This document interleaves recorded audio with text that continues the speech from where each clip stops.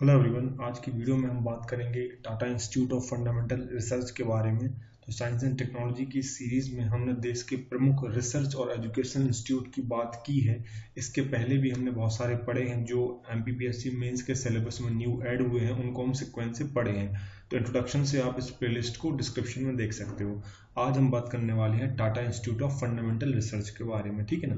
तो चलिए शुरू करते हैं। तो ये क्वेश्चन इसलिए इंपॉर्टेंट है और इसलिए आपसे पूछा जा सकता है क्योंकि रिसेंटली जो है 75 ईयर्स पूरे हो रहे हैं किसको, TIFR को। इसलिए क्वेश्चन जो है आपसे पूछा जा सकता है क्योंकि 2020 में जो है इसके 45 ईयर्स पूरे हो चुके हैं। मतलब आज से लगभग 75 साल पहले, मतलब 1945 में जो है इसका एस्टेब्लिशमेंट किया गया था और आज 2020 तक जो है लगभग इसके 75 ईयर्स हो चुके हैं। इसलिए क्वेश्चन ये आ सकता है। अब पहले बेसिक समझ लो, अब इंट्रोडक्शन इसका क्या है। तो सबसे पहले मैं आपको बता दूं तो ये वर्तमान में एक पब्लिक डीम्ड रिसर्च यूनिवर्सिटी है जो मुंबई में एस्टेब्लिश है। मतलब Tata institute of fundamental research वर्तमान में एक डीम्ड यूनिवर्सिटी है जहां पर बहुत सारे एरियाज में रिसर्च की जाती है और देश की जितनी भी प्रेस्टिजियस यूनिवर्सिटीज आती हैं उनमें एक प्रमुख TIFR को माना जाता है। तो आपको अच्छे से ये बात पता होना चाहिए। और ये कहाँ पर स्थित है, ये मुंबई में होती है। अब क्वेश्चन ये आता है कि जो जो रिसर्च होती है उनके एरियाज क्या क्या होते हैं, मतलब किन चीज़ों की बेसिक रिसर्च जो है TIFR में की जाती है। तो आप याद रखना, जो नेचुरल साइंसेस है, नेचुरल साइंस में आता है फिजिक्स, केमिस्ट्री और बायोलॉजी।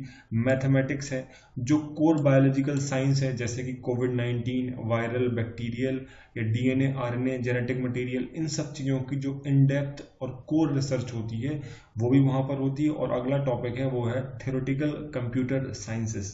समझ रहे हैं, मतलब जो भी सैद्धांतिक कंप्यूटर से संबंधित रिसर्च है, जो बेसिक कंप्यूटर रिसर्च है वो भी यहाँ पर ही होती है। आपको पता होना चाहिए कि भारत का पहला जो डिजिटल कंप्यूटर है वो भी TIFR ने ही बनाया था, जिसको हम ट्राइफिक कहते हैं, और ये 1957 में बनाया गया था। वो आगे मैंने बताया हुआ है। तो जितनी भी बेसिक रिसर्च है इतने ब्रॉड एरियाज में, चाहे नेचुरल साइंस हो, चाहे मैथमेटिक्स हो, चाहे बायोलॉजिकल साइंसेस हो या फिर किसी और थ्योरेटिकल साइंसेस हो, तो इन सब चीज़ों की बेसिक रिसर्च जो है आपको पता होना चाहिए यहाँ पर होती है। इसके बाद इन्होंने जो फर्स्ट रिसर्च जो स्टार्ट किया था उन्होंने कॉस्मिक रे रिसर्च पर हुआ था, ठीक है ना। तो जो पहला रिसर्च यूनिट इन्होंने जो स्टार्ट किया था वो इन्होंने कॉस्मिक रे पर किया था। कॉस्मिक रे जो होती हैं हमारे इलेक्ट्रोमैग्नेटिक रेडिएशन का जो स्पेक्ट्रम होता है, जो सूर्य से किरणें आती हैं उसका पूरा एक स्पेक्ट्रम होता है जो कॉस्मिक रे से शुरू होता है। तो कॉस्मिक रे जो होती हैं वो स्पेस की प्रमुख रेज होती हैं, अंतरिक्ष की प्रमुख विकिरण होते हैं जो बहुत हाई एनर्जी के होते हैं। इनसे कम एनर्जी के होते हैं गामा रेडिएशन, उनसे उनसे कम होते हैं एक्सरे, फिर उनसे कम होता है अल्ट्रावायलेट, उसके बाद आता है विजिबल। तो विजिबल के ऊपर ज़्यादा एनर्जी वाले जो रेडिएशंस होते हैं वो हमको स्पेस को समझने में बहुत हेल्प करते हैं। तो इस इंस्टीट्यूट ने जो रिसर्च स्टार्ट की थी वो कॉस्मिक रे रिसर्च यूनिट के साथ स्टार्ट की थी, ठीक है ना। तो ये हमको तीन चीज़ें पता होना चाहिए। पहला, ये सेंटर है जो यूनिवर्सिटी है मुंबई में एस्टेब्लिश है, पहला पॉइंट। दूसरा पॉइंट, इसमें natural science, mathematics, biological science और थ्योरेटिकल कंप्यूटर साइंस की रिसर्च की जाती है। और इनका पहला जो प्रोजेक्ट था वो कॉस्मिक रे रिसर्च यूनिट था। ये बात यहाँ पर की गई है, यही बात हमने हिंदी में भी समझाई हुई है। तो ये बेसिक चीज़ें मुझे लगता है कि आपको समझ में आ गई होगी। तो चलिए अब बेसिक हिस्ट्री समझ लेते हैं। ये बात हम पहले भी कर चुके हैं जब हमने बार्क के बारे में स्टडी की थी, तब भी मैंने आपको बेसिक समझा दिया था। देश के आज़ाद होने के बाद department of atomic energy establish किया गया था, ठीक है ना। और उस समय एटॉमिक एनर्जी के दुनिया में लीडिंग साइंटिस्ट जो भारत के थे वो थे डॉक्टर होमी जहांगीर भाभा, जिनका आपने नाम बहुत अच्छे से सुना होगा। तो डॉक्टर होमी जहांगीर भाभा ने जो है फंड के लिए जो है टाटा ग्रुप को कांटेक्ट किया और उन्होंने बोला, उस समय जो टाटा ग्रुप के हेड थे वो थे मिस्टर JRD टाटा। तो उन्होंने बोला कि जो सर दोराबजी टाटा ट्रस्ट बनाया हुआ है उससे हमें कुछ फंड चाहिए क्योंकि हम देश में एक रिसर्च इंस्टीट्यूट एस्टेब्लिश करना चाहते हैं, ठीक है ना। तो टाटा परिवार ने वो फंड एक्सेप्ट कर लिया, इनको दे दिया। और उसके बाद डॉक्टर होमी जहांगीर भाभा ने जो है भारत में TIFR की एस्टेब्लिशमेंट किया, Tata institute of fundamental research बनाया 1945 में। तो टाटा परिवार से वित्तीय सहायता मिलने के बाद, फाइनेंशियल सपोर्ट मिलने के बाद डॉक्टर होमी जहांगीर भाभा की लीडरशिप में Tata institute of fundamental research की शुरुआत की गई थी 1945 में। तो उस समय जितनी भी रिसर्च थी, जिसमें न्यूक्लियर रिसर्च भी आती है, फंडामेंटल रिसर्च भी आती है, एटॉमिक रिसर्च भी आती है, वो सारी की सारी TIFR में ही होती है। लेकिन मैंने आपको बताया था बार्क वाली वीडियो में कि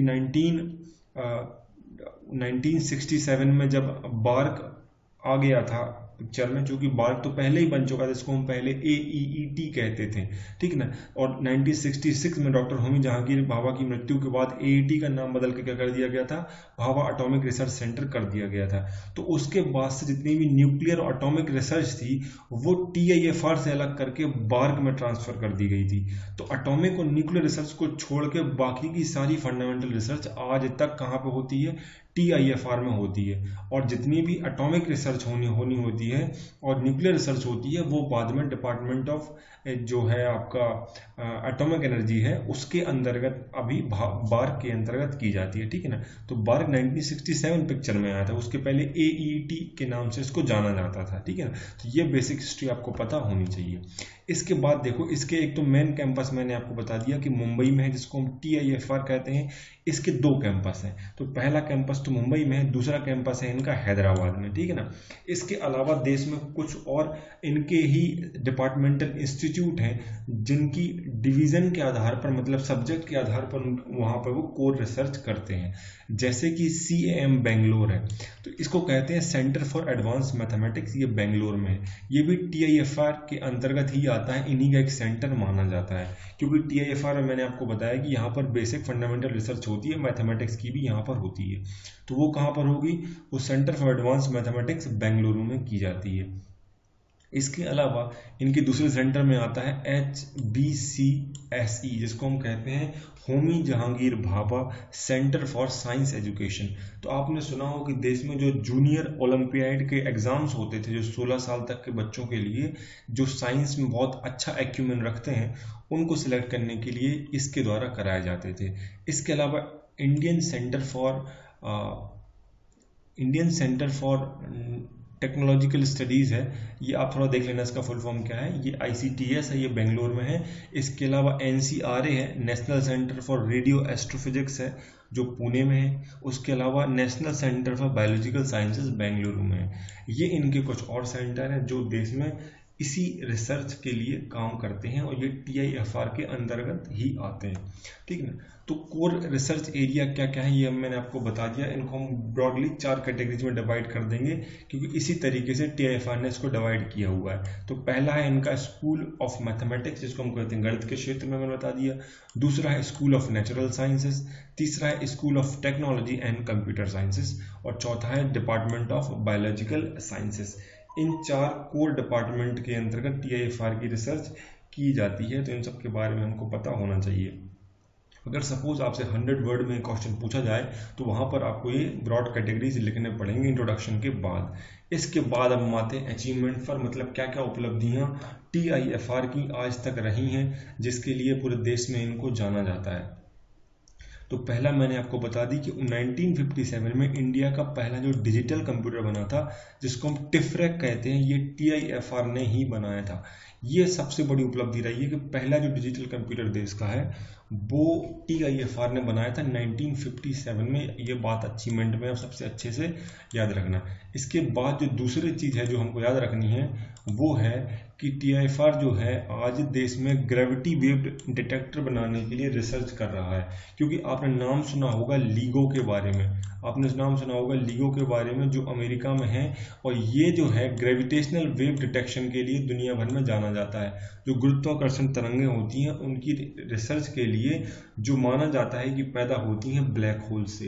तो स्पेस को समझने के लिए ये ग्रेविटेशनल वेव्स बहुत इंपॉर्टेंट होती हैं। इनके बारे में आइंस्टीन ने प्रेडिक्ट किया था। तो जब 2018-19 में वो डिटेक्ट की गई तो पूरी दुनिया में जो रिसर्च है स्पेस की वो बहुत तेज़ी से समझने वाली हो गई। तो भारत ने भी कोशिश की है कि हम अपना खुद का वेव डिटेक्टर बनाएंगे और वो जो ग्रेविटी वेव डिटेक्टर है, ठीक है ना, वो जो है TIFR की लीडरशिप में बनाया जा रहा है। ये लिगो का नाम याद रखना आप, ये साइंस एंड टेक में आपने पढ़ा होगा। इसके अलावा देखो एक LHC प्रोजेक्ट भी है जिसको लार्ज हाइड्रोन कोलाइडर कहते हैं। ये CERN का प्रोजेक्ट है, और CERN जो है यूरोप की न्यूक्लियर एजेंसी है, जिसका नाम ही है centre for European nuclear research, जिसको हम CERN कहते हैं। इनका एक प्रोजेक्ट है जिसको LHC कहा जाता है, मतलब लार्ज हाइड्रोन कोलाइडर। ये बहुत बड़ी ट्यूब होती है जो जमीन के अंदर टनल होती है, एक अंदर जमीन के अंदर खोदा गया एक ट्यूब जैसा पार्ट होता है, एक लंबी टनल होती है जिसकी कुल लंबाई है 27 किलोमीटर और जमीन के अंतर्गत है।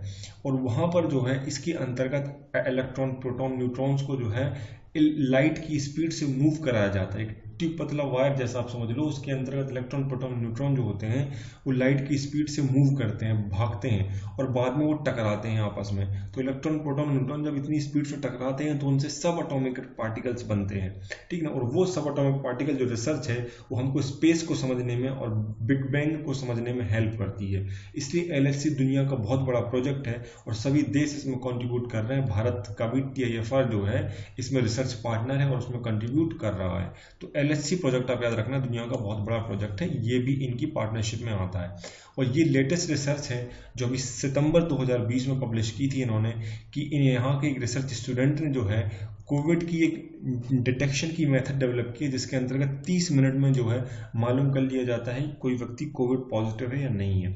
और उस मेथड को उन्होंने RT लैंप नाम दिया गया था, ठीक है। तो RT लैंप मेथड जो है ये TIFR के साइंटिस्ट ने डेवलप की थी, और इसके द्वारा ये पता चल जाता है कि कोई व्यक्ति कोविड पॉजिटिव है या नेगेटिव है मात्र 30 मिनट में, ठीक है ना। तो ये बात आप अच्छे से याद रखना है, 3-4 आपको अचीवमेंट्स याद रखने हैं। इन सेंटर्स के बारे में यदि आपको लिखने को आएगा तो ये आपको 100 वर्ड में एक अच्छा जो कंटेंट है वो प्रोवाइड कर देंगे। अचीवमेंट आपको याद रखना है, मेन रिसर्च एरिया कौन कौन से हैं, 1-2 कैंपस के नाम याद रखने हैं। हिस्ट्री मैंने आपको बता दी, 1945 में बना था डॉक्टर होमी जहांगीर भाभा की लीडरशिप में, और फंड लिया था उन्होंने टाटा ट्रस्ट से।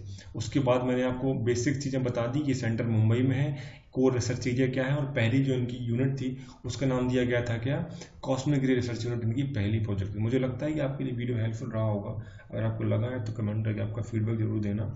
और thank you so much for watching and all the best for your exams.